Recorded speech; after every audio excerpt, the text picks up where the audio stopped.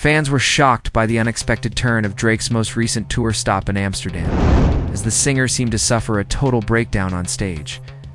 The frontman of OVO, who is renowned for his always faultless performances, paused in the middle of one of his most well-known songs. Before putting his hands on his head and lowering the microphone, he paced back and forth. Before Drake clearly gestured for the music to stop and started yelling about everything piling up. The audience initially believed it was a part of the performance. Two could definitely create songs once I arrived here. I can sing a little of course, I could rap a little, but good karma brought me here. Therefore, I want you to treat others well. I'd like you to treat people correctly. Being a bit of a snake is not how you got here. Good karma brought me here. I have had the support of all of you throughout the years. I stand up here for that reason. You get it? On their phones, audience members recorded the tense moment as he talked about industry drama, personal demands, and being sick of fake love. He moved quickly to the edge of the stage, staring out into the audience for a few seconds, before taking a big breath and attempting to carry on the performance, causing the arena to go silent. However, the energy had changed, and it was obvious that something was off. Within minutes, #DrakeMeltdown went viral on social media, trending all over the world. While some fans were worried about his mental health, others conjectured that it had anything to do with his continuing battle with Kendrick Lamar and the lackluster reception to his most recent releases. Whatever the reason, one thing is for sure. This wasn't the self-assured, unflappable Drake that fans are accustomed to. Now that the video has gone viral, everyone is wondering the identical query. On that stage in Amsterdam, what drove him to the brink? However, this is a video clip of the conversation. Look, I'll tell you the truth. I carried the entire Underscore catalog with me when I finally made it here after all these years. I brought the entire clip. Tonight I came to crank all the way up. I brought all of my songs. Hey, I'll be on this stage. For as long as because you need me to feel satisfied. That's what I'm doing this evening.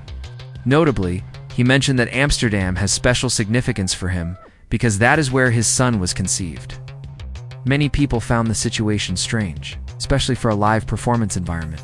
Imagine going to a huge concert in Amsterdam, expecting a high-energy set full of hits that would top the charts, but instead experiencing a sudden change in tone, emotive music, intimate confessions, and a strong call for empathy. It makes one wonder why these kinds of moments occur. Is it to make the concert more intimate, foster a closer bond with the audience, or promote support for future releases? The entertainer went on, finally got the crucial moment. The most important thing I would tell you is that I didn't get here by being a villain, a snake, or a part of a problem. Being kind to others, treating them with respect, and upholding positive karma. Despite continuous public and media criticism, this statement seemed to be meant to uphold an image of honesty and kindness. That statement has a number of problems. Let's start from the top. Then it is a powerful statement to say that you have achieved success without being dishonest, damaging, or manipulating. Public history, however, presents a more nuanced picture. Personal scandals, high-profile conflicts, and unresolved public accusations have long ensued, prompting inquiries on the coherence of picture and reality. Ladies, you have a minute to shoot us. That's all I understand.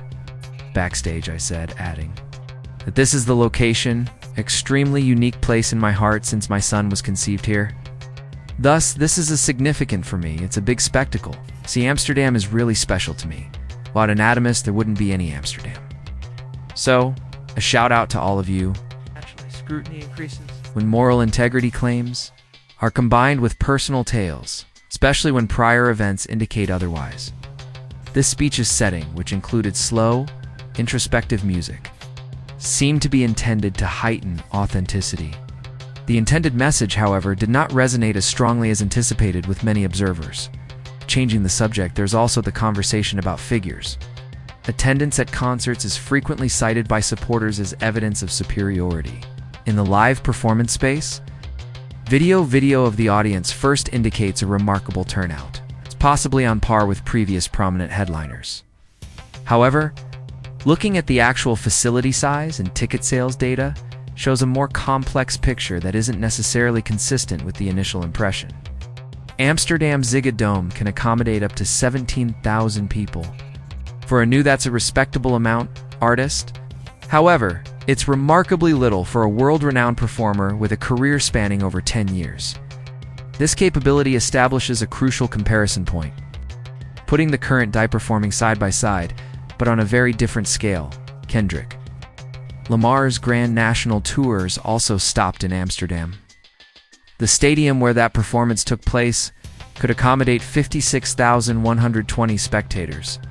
Even after taking stage into consideration, even with a reduced seating arrangement, almost 50,000 people attended. Even with collaborative billing, cutting that number in half still results in 28,000 guests, which is a considerable amount more than the Zigdome's 17,000 cap. Scow was on Kendrick's ticket. Other supporting acts were part of Drake's tour. Hope you achieve all of your goals in life, but keep going no matter what. Continue. Not even on some preachy, all I ask is that you, this kid Beatty. Hi. Time you need to hear it. The most important thing I can tell you is that I didn't become a part of to get here. Being a snake did not bring me here. I didn't become an to get here. I get here by being a decent karma, being kind to others, and being straight. I'm still performing in 2025 because of this, believe me. The difference in turnout is evident even at the most modest estimations. In the same place, in the same year, the disparity shows a distinct difference in the two artists' contemporary audience appeal, supporting the ongoing discussions regarding live performance domination in today's hip-hop scene. Although attendance figures provide a clear picture, the variations extend beyond ability. With its huge stage sets, cutting-edge visual production, and thematic storytelling that resulted in a seamless audience experience, Kendrick's Grand National Tour was built. For large arenas and stadiums, in Drake's recent performances at smaller settings, on the other hand, point to a more restrained strategy. Whether intentional or the result of necessity, a distinct energy is produced by the diminished capacity, allegations of repetitious set lists, and little staging variety in comparison to the Kendrick's tour was an immersive spectacle. It's also important to remember that large capacity shows frequently cause reverberations. Higher interest in sponsoring, more media attention, and improved social interaction. These elements work together to guarantee momentum that lasts beyond a single performance. The Amsterdam comparison serves as an example of how audience size, production budget, and venue selection all have a direct impact on cultural perception. These factors can determine whether an artist is perceived as retaining their position of dominance or adapting to a changing industry hierarchy in the cutthroat touring environment of today. There seems to have been a deliberate decision to refrain from declaring a solo endeavor, probably because of worries that the figures wouldn't add up. As a Lorisquay to test the waters, the strategy instead appeared to be partnering with PND for the Sexy Songs for You release. The anticipation might have been that this partnership might create enough excitement to develop anticipation for a more significant solo release. But the plan hasn't worked as planned. Therefore, there are more questions than answers on the current course. The topic of discussion now turns to what this actually means. Is it a last-ditch attempt to stay in trending topics regardless of context? A public attempt to re-establish an emotional connection with an audience? Or a planned reset that just didn't work? The current state of affairs has generated discussions on social media, with many people guessing about what this might signify for further releases. The business keeps a tight eye on the perception war as it intensifies with every performance, post, and announcement. This whole situation highlights a much broader conversation about lifespan and flexibility in the music industry. Going beyond the comparisons and public opinion, trends change more quickly than ever before, and artists who are able to stay current tend to be those who strategically adjust, hone their skills, and continue to make deliberate creative decisions. Careers have withstood significant changes in sound, audience expectations, and technology over the years. However, only when the artists realized that they needed to change without losing their authenticity. Moments like these have the power to swiftly and occasionally permanently alter public image when that self-awareness is lacking. There's very little room for error in the modern world. It is possible to record, clip, and analyze every lyric, performance, and casual remark online in a matter of minutes. Once regarded as a safe haven for fan loyalty and connection, live concerts are now subject to increased scrutiny. Viewers anticipate more than just a performance. They desire a comprehensive experience that combines talent, stage presence, and true artistry. This is where the true difficulty is. Artists that depend on old hits are antiquated. Performance techniques are no longer rewarded by the music industry, while those who embrace the new environment can prosper, expand, and even reinterpret their heritage. Those who are unwilling to adapt run the risk of falling behind. One thing is guaranteed when the scenario develops more. It has never been easier to see the difference between stage displays with little effort and high caliber. It's completely involved live performances.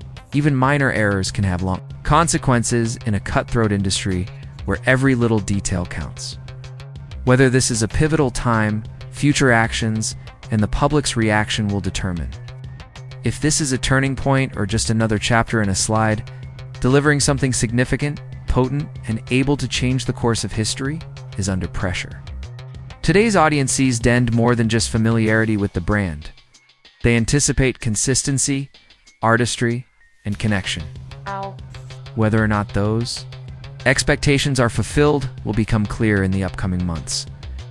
Until then, everyone, all eyes are on the upcoming big surprise. Please remember to use the like button and subscribe for future updates if you have been reading this analysis through to the conclusion. There'll be more, and this story's upcoming chapter may alter everything.